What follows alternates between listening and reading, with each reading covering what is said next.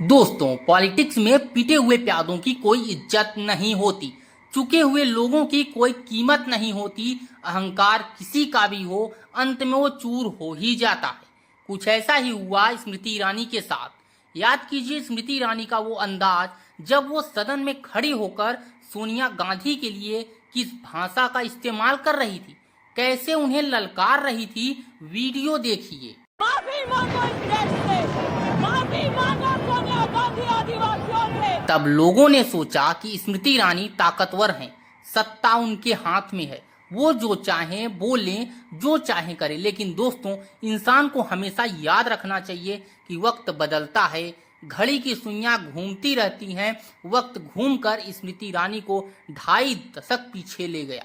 लोग अपनी जिंदगी में आगे बढ़ जाते हैं, लेकिन स्मृति ईरानी को बैक गियर लगाना पड़ गया। स्मृति ईरानी जो भारतीय जनता पार्टी में बड़ी ताकतवर नेता हुआ करती थी, चुनाव हारने के बावजूद भी नरेंद्र मोदी ने उनको अपने कैबिनेट में शामिल किया। मानव संसाधन, सूचना प्रसारण और उसके साथ साथ महिला और बाल कल्याण जैसे इतने महत्वपूर्ण मंत्रालय दे दिए। वो स्मृति ईरानी जब 2019 में चुनाव लड़ती हैं तो अमेठी में राहुल गांधी को चुनाव हरा देती हैं। कोई कहता है कि स्मृति ईरानी का कद अब बहुत ऊंचा हो गया है। कोई कहता है कि भाई अब तो स्मृति ईरानी उत्तर प्रदेश की होने वाली मुख्यमंत्री लग रही हैं। लेकिन फिर 2024 आता है। यही अहंकार था कि स्मृति के सामने भला कौन जीतेगा, मुझे कौन हरा पाएगा। अमेठी में कांग्रेस ने किशोरीलाल शर्मा को टिकट दे दिया। स्मृति ईरानी 2 गुने अहंकार से भर गई कि जब राहुल गांधी को हरा दिया तो किशोरीलाल शर्मा क्या चीज है, क्या उनकी औकात है। चुनाव के नतीजे सामने आए तो हर किसी के होश उड़ गए। किशोरीलाल शर्मा ने स्मृति ईरानी को हरा दिया। चुनाव में जीत हार की कोई बड़ी चीज नहीं है, कोई जीतेगा तो कोई हारेगा। जीत हार तो लगी रहती है। चुनाव हो रहा है तो किसी न किसी को हारना है और किसी एक को तो जीतना ही है। लेकिन जीत के बाद जो घमंड होता है वो हमेशा बहुत ही ज्यादा खतरनाक होता है। यही स्मृति ईरानी के साथ भी हुआ।